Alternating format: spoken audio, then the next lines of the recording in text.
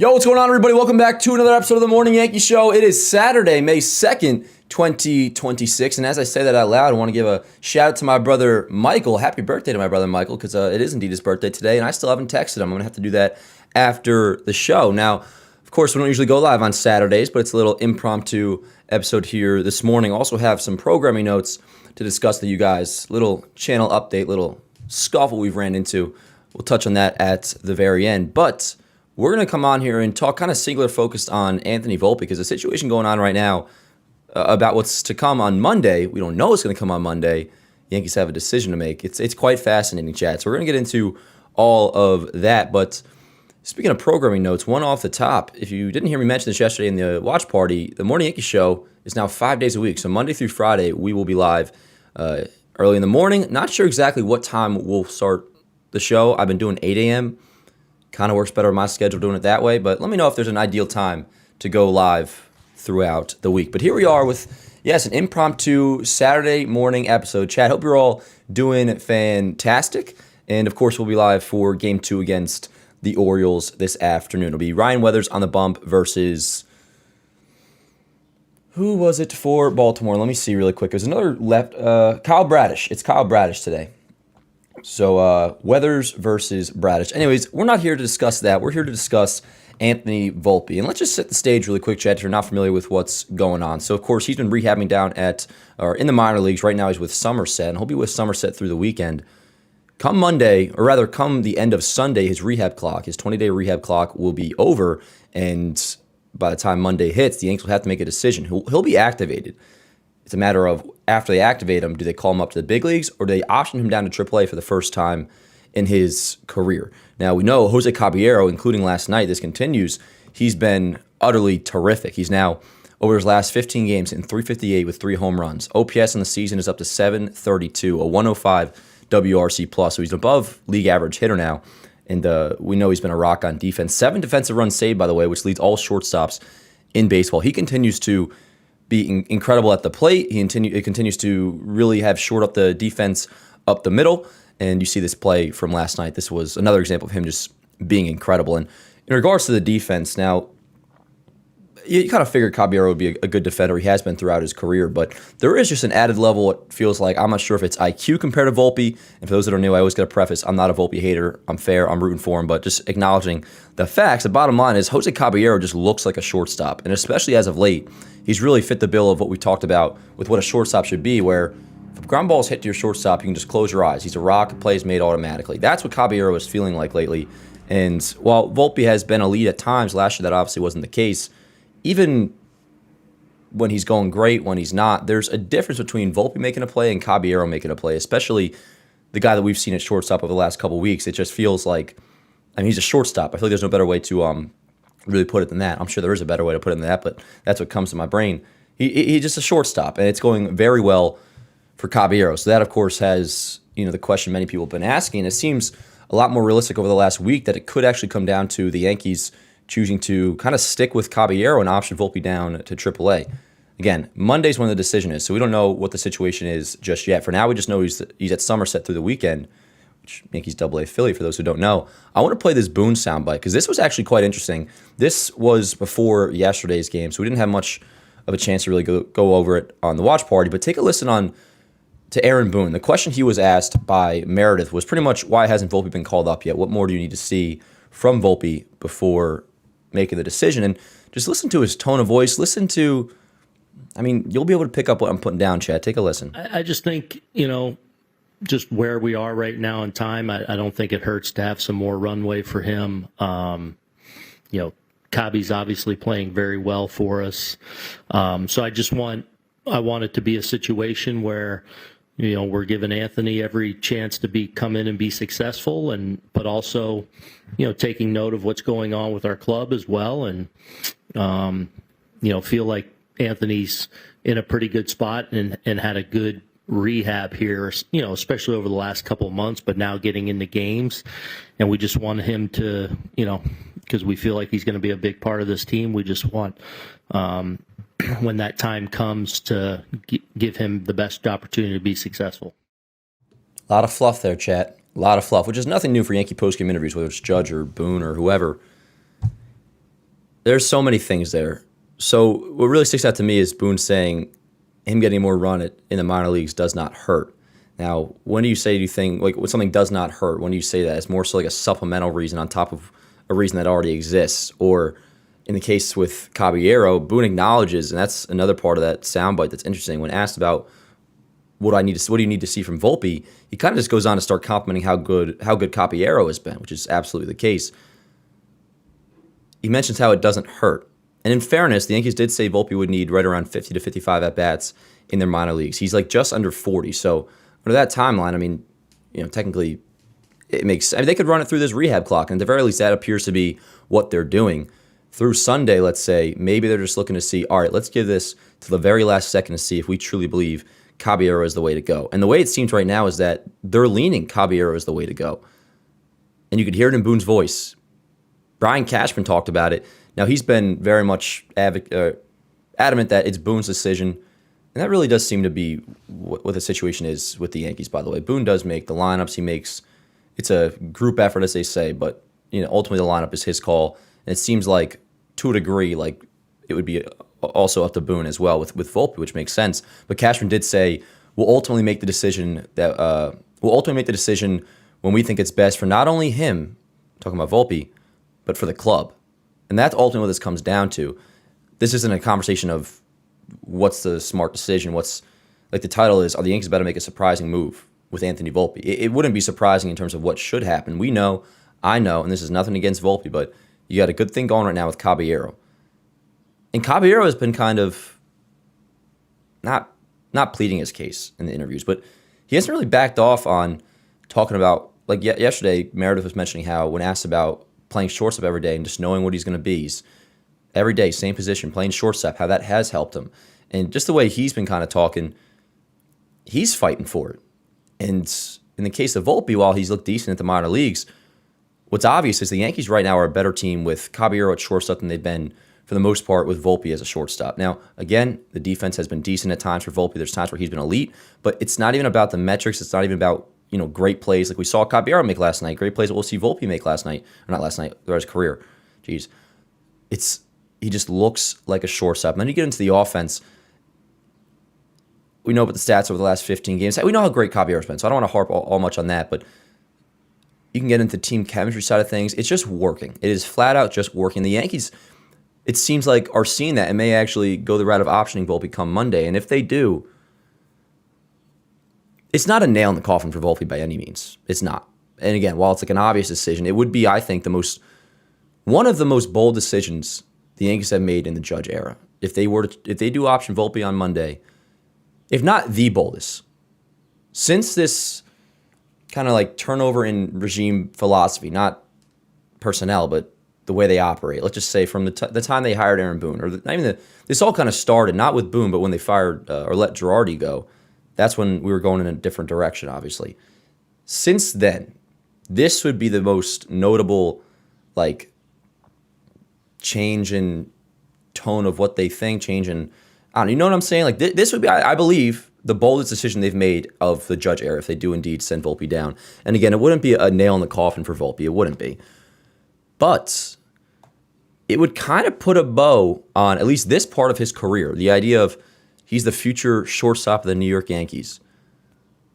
If they option him on Monday, it kind of puts a bow on the fact that he has been a massive disappointment. I'm not picking on him. I'm rooting for Volpe.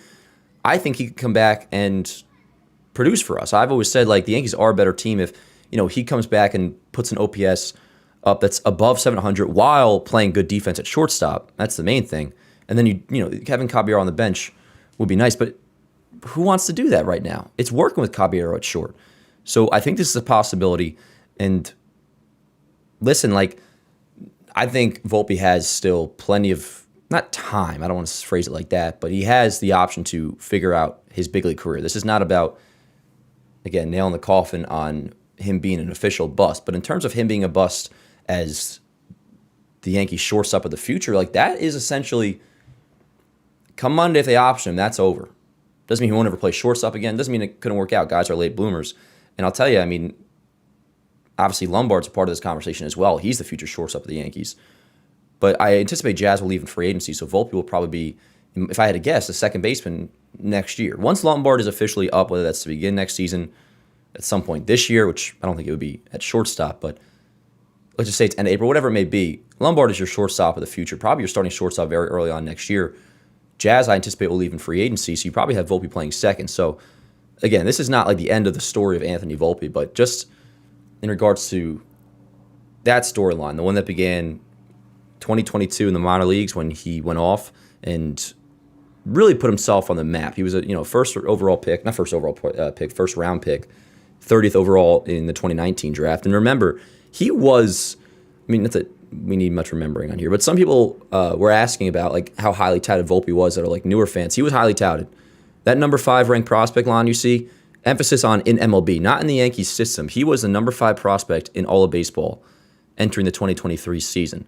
And going into that spring, remember, it was Oswald Peraza who really had the leg up on the starting shortstop job. Well, he was abysmal, and Volpe was not. Volpe broke onto the scene and hit over 300, looked really good that spring, and despite never playing a game in AAA, made the team as a starting shortstop that season. And since then, while there's been some upside, there's been some good starts, there's been, a Gold Glove 2020 season, good defense at times, he's been a massive disappointment. And I feel bad for him, actually. I really do, because now this feels real. This very much feels real, which is why I wanted to come on here and do a Saturday show. I also love Saturday shows. It kind of reminds me of Mike Francesa doing like a Sunday show, or like Evan Roberts used to always have his Saturday show on WFAN. I'm a big fan of it. I love this show, Chad. Again, 5 days a week. But yeah. I think if I had to guess right now, and we'll be here covering when it happens, if they were to option him, but I think they will, is where I'm leaning at least. And that would be a statement, That would actually, we keep talking about what Michael Kay is saying about the urgency with the Yankees, and I've been pushing back a little bit, saying no, it's just because they have options to do so. In the past, they didn't. And Volpe is an example of that. They didn't have other alternatives, really, at shortstop, at least on the roster, of course. But talking boldness, talking like urgency, talking like just not caring whether it be the player thinks, or really just doing what you have to do to win, this would be far and away the biggest example of that if come Monday Volpe's optioned. And, I had this VO ready, video only. When you play a soundbite, it's an SOT, sound on tape. One of the many benefits of working with Chris Rose all these years. He's mentored me on the terminology of the industry and many other things in life. But I just wanted to have this VO ready because, I don't know, I love Volpe. And I was watching this Grand Slam back yesterday, and I know we lost a series, and at the time we were down 3-0. Whenever he does well, it gets me very excited because I love him. Like last year when he hit this home run against Garrett Crochet, and it was like, yo, Volpe, October killer. Ended up having a really bad series against Toronto. But I love Volpe, and I was rooting for him so hard to be the guy. But it kind of seems like that ship has at least sailed for now. But you would like to think if Volpe has, the attitude of an athlete that will do well, all this shit will, not to be corny and cliche, would motivate him. And he's seeing this and he's listening to some badass motivational music. Think of how weird this would be. They option him. He'll go to AAA. He won't stay in AA. If he goes to AAA, he'll play shortstop, but he's going to be playing alongside George Lombard. And every day he'll be reminded, that was me 3 years ago. Like, that was supposed to be me. And that's sad. That's it would be a terrible feeling. But if I was Volpe, I would be like, that'd feel even worse to look back on this and think I didn't take advantage when I still could. He still can turn his career around. May not be as a starting shortstop of the Yankees anymore, but it could be as a second baseman next year. And eventually, of course, with another team. For now, it's very much still, he's going to play a role with us at some point this year. Like, Volpe will be up, don't get me wrong. But it's more so about what Monday would mean if he is indeed optioned. And it would be, again, the boldest move the Yankees have made in a long time. And not being a punk, you guys, I've made it clear, I like Volpe. I'm rooting for him. He's been a disappointment, but I'm always rooting for him. That's the way to go, is to send him down on Monday. The Yankees are taking it up to the last minute. Sunday's when his rehab clock expires, and they're going to see maybe if Caballeros is still hitting the way he's been, or, obviously situations could occur where there's an injury and it makes more sense given a certain circumstance to call Volpe up then. But this is where we're at right now. Yankees have a decision to make on Monday, and it might be one that is at least in regards to how they've typically operated, very surprising. So it's pretty fascinating. Pretty fascinating. Again, the Boone answer was so telling between the way he was talking, the words he used, him taking the angle of just kind of gassing up Caballero and asked about Volpe and him saying, oh, it wouldn't hurt to get him more run. You only say it wouldn't hurt if, like, that's something you say when, there's already a circumstance that implies you're headed a certain direction. I feel yeah, it wouldn't hurt. Wouldn't hurt what? Because you have a shortstop that is doing pretty damn well right now and you want to keep running him out there? I don't blame you. This seems to be where we're headed, chat. Let's move on to this. Will Warren, we got to discuss him because last night, yet again, he was absolutely terrific. 6 1/3 innings versus Baltimore, 3 hits, 2 runs, just 1 earned run because you had the Grisham error in center field, a rare mishap by him.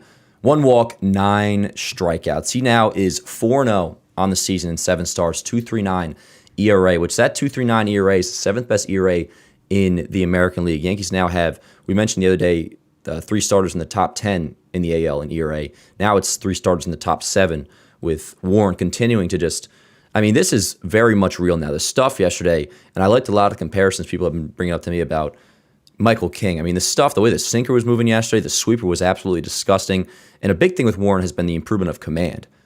The walks per 9 has decreased dramatically. Last year, walks per 9, he was at a 3.6. This year, sub 2 at a 1.91. And by the way, that's something with this Yankee team that has significantly improved this year to last. Significantly improved, almost to the point where I'm embarrassed we haven't talked about it, Chad, from a unit perspective. Last year, walks per 9, the Yankees had the 23rd worst walks per 9 in baseball at a 3.48. 3.48 walks per 9 they averaged. This year, second best in walks per 9 at 2.79. So down from 3.48 last year to 2.79 this year. And that obviously plays a massive role for Will Warren, for the Yankees as a whole. We're still going to give up home runs here and there, although the Yankees have been pretty damn good at preventing the long ball as well, pitching staff-wise. But home runs are going to happen. You want them to be solo shots. And more often than not, they have been. Like, even Camilo Duvall, this is something that I'm about to say right now that I would shy away from in the past, be like, oh, it's going to come off like a shill. Not to be like, oh, I don't care what you think, but it's just it's the truth, yo. This is what it is. And yes, I lean optimistic, so whatever, but Camilo Duvall, can we acknowledge how good he actually has looked outside of, and I know this sounds ridiculous, I talked about this last night, but if you take away the home runs that he's given up, which have been solo shots, Camilo Duvall actually has looked really good. There was a clip of the Orioles announcer yesterday watching Duvall pitch, and he's like, yo, how does this guy have a 6 ERA? And that's totally fair. Now, yesterday he looked really good. It was kind of like the outing in San Fran in the first week of the season, first series, where he just looked incredible. It's like, holy shit. Obviously, it's been pretty rough for Duvall, but more so just because of, he'll come into these one-run games, like against Kansas City or against the A's, a similar situation happened, and his job is to maintain that lead. So I'm not bailing him out here, but what I've been saying is I don't stress that much about Duvall coming in when it's a multi-run lead. And I'm not saying yesterday where you just want to get him some work, Yankees are up 6-2. If it's a game where it's 4-2, I am not so much stressing bringing in Duvall like I would be if it's 3-2, because he's clearly been prone to giving up the long ball. But his command has improved tremendously. And I think we're headed in a good direction with Duvall because the stuff does look great. And the big thing with him has always been command. And that actually is much improved this year. I believe it's only 2 walks they said he's had on the season so far this year. Also, I just realized I did not plan this that well. The lineup's going to be coming out soon. But let's keep talking Will Warren. So his ground ball rate has also increased significantly. He's up significantly. This sounds minor, but it's not. Was at a 42% ground ball rate last year. He's up to a 47.5% this year. So just near what is considered to be the line of demarcation to be a ground ball pitcher is 50%. But regardless, with how good how good his stuff is, and the K per 9 is what would we say the K per 9's at? K per 9's almost near 11, which it was in a good spot last year too. But this year it's taken an even further leap. So with his stuff and already being in a spot where, all right, he's not allowing hard contact. He's striking batters out at the rate he was last year, but better. And then you factor in he's also getting more ground balls. That's the makeup of a pitcher that's going to keep ascending into what he's become, which is a guy that has a 2.39 ERA, the 7th best in all of the American League. And, I think Will Warren is, if you were to take one line and base it around one player, why the 2026 Yankees are different. On the whole entire roster, I think, you can go with Cam, you can go with Rice. There's many different options to go to, but if we were to, try to come off as geniuses here, which I am right now, it would be look at Will Warren's season. Because that in itself, just on its own, knowing he's ultimately like the fifth starter once, Cole and Rodon are back. Our fifth starter has the seventh best ERA in all the American League, and it feels legitimate. It is legitimate. The stuff is legitimate. And this guy is not going to get a start in the postseason if all adds up. And that means, health, assuming Cole returns. I saw a comment. I'm not sure who it was in the live chat yesterday, but it was a really good comment about Cole. And we've talked about Cole, like, no matter who it is, coming off of Tommy John, we've experienced with Jordan Montgomery, Jameson Tyone. You got to be patient when a guy's coming off of TJ. And the main thing is he just gets through it healthy, at least early on in the season. Like, I'm not willing to say we should temper our expectations, but at least early on for Cole, we should. But there was a comment that I really liked where it's like, we were kind of talking about that last night in the chat, and somebody said, I honestly think Cole is going to have an ERA like over 4 this season, but he'll still be good to be Garrett Cole for 1 game or 2 games. And that's kind of how I see it as well, to where there's, I think, going to be a world where Cole is struggling for a bit, and there will be conversations about like, and there will probably be ridiculous conversations, unless like Cole comes back and has an ERA like over 6. That's different. But it's going to be, a process of him coming back into form, and it may look ugly at times. Like there may be a start where, we're called back-to-back outings, Cole gives up 5 runs, and people are going to be saying, I don't know if I want Cole pitching in the postseason, give the ball to Will Warren, which, I could forgive one for thinking that. But in the end, Garrett Cole is still Garrett Cole. So, like, I would not be shocked if entering the postseason, Cam, ERA sub 3, Fried, ERA sub 3, Will Warren, ERA sub 3.5. Ryan Weathers will be in the bullpen no matter what come October, barring injury, but, he's been really good. He's pitching today. And Garrett Cole has the worst ERA in the Yankees staff entering October, almost by far. Like, I wouldn't be shocked if his ERA, because of the adjustment coming back from TJ, is above 4. But going into a postseason start, I would still be like kind of banking on him to, even if the regular season was great or not great, him being good for 6 innings, 1 run, 7 innings, 1 run. He's still Garrett Cole. I just want to mention, I really like that comment yesterday where it's like, I think Garrett Cole's going to have an ERA over 4, but he's still going to be good for that 1 game. That 1 game you need, whether it's Game 2 of the LDS or Game 7 of the World Series, who knows? Like, I'm always going to trust Garrett Cole. And him being chubby is no impact on that. If anything, it makes me feel better about it. But anyways, Will Warren, absolutely terrific. And let's hear from Will Warren, because I posted this on Yankees Avenue, the Instagram. Yankees Avenue, I sent it to official. I just really, really like this dude. He had a few good answers last night. And, when you're pitching well, you're in a good mood. And he was last night, obviously. And he should be. He's freaking balling out. Not much here to go off of it. Just like, yo, Warren, you're a badass. Take a listen. On your mind at all that with Rodon 10 days away and Garrett not far behind, pitching well is the way to keep in the rotation when more bodies arrive? Yeah, I mean, I think we're going to have the best staff in all of baseball when they come back. And so, the best pitchers are going to pitch the majority of the innings. So I just got to make sure that I keep going out there and doing my job.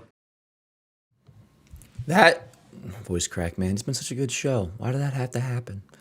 That is the look, the sound of a dude who's establishing a track record. You could see while he was giving his answer when he looked the reporter dead in the eye, like he's feeling himself a little bit, and he's not coming off like a tool, which some people can when they start to play well. That was a great answer, because Warren is a very clearly like a humble dude, classy dude.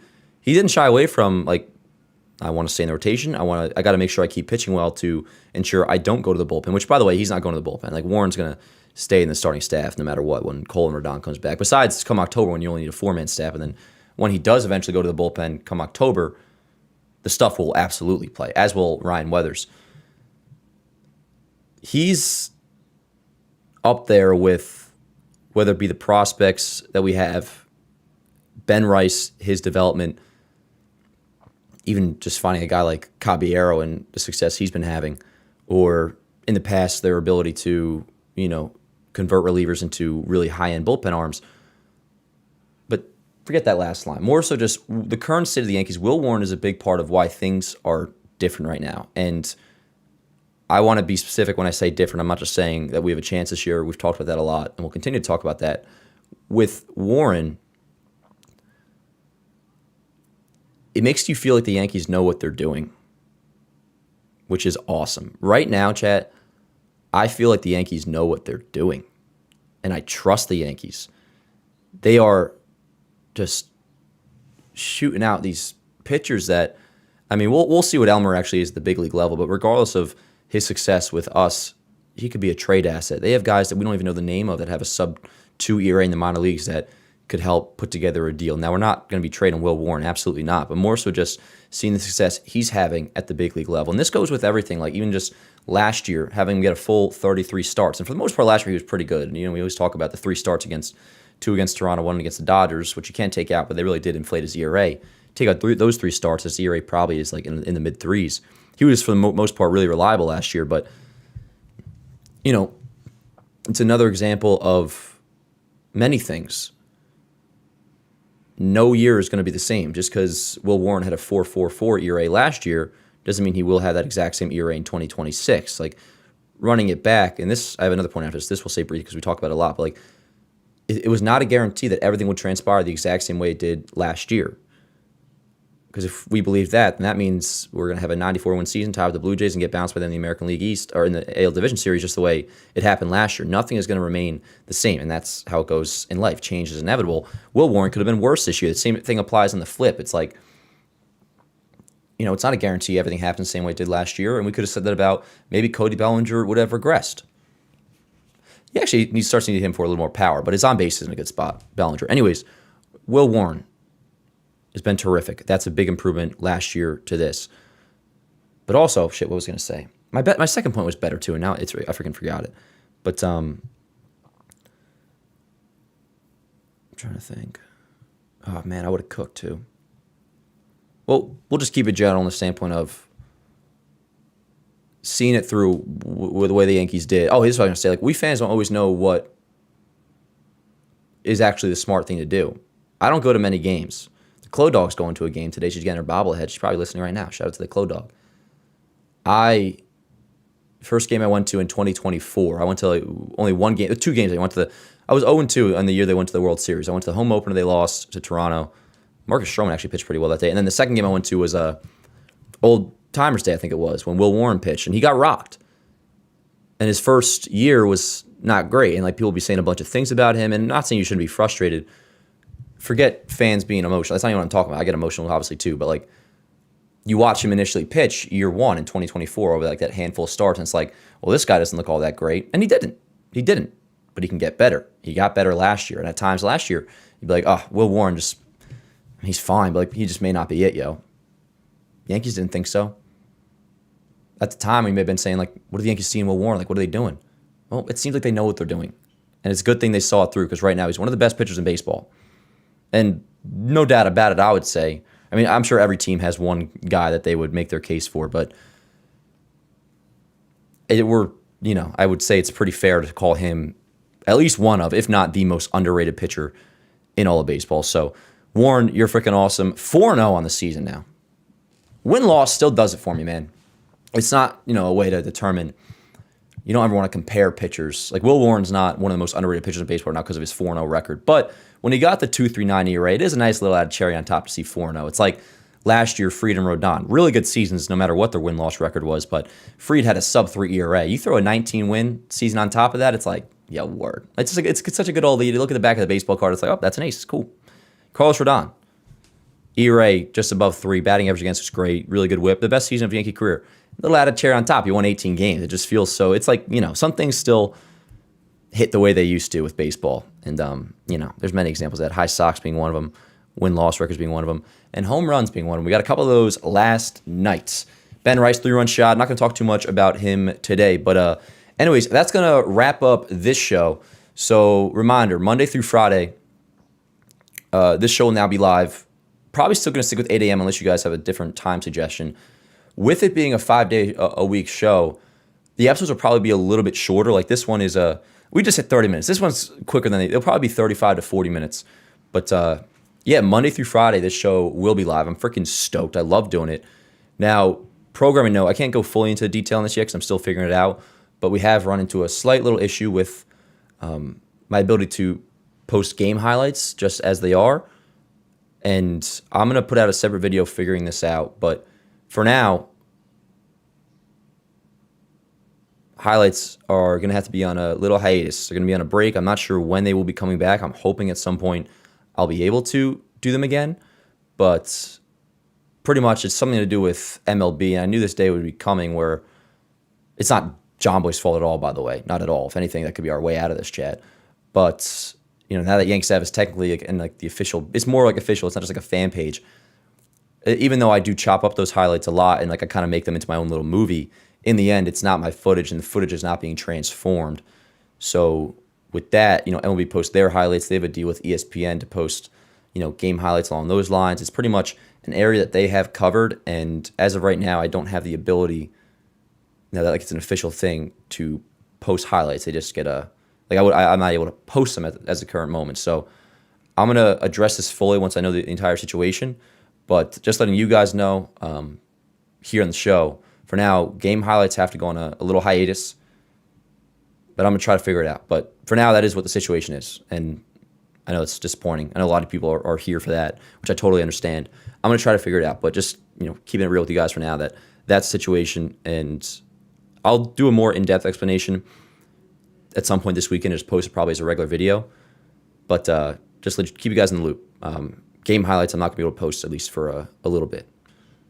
I mean, essentially like indefinitely, until further notice more so, but we'll see. Anyways, thank you guys so much for being here. Obviously, we'll be live on later today for Game 2, 1:35 first pitch, Ryan Weathers versus Kyle Bradish.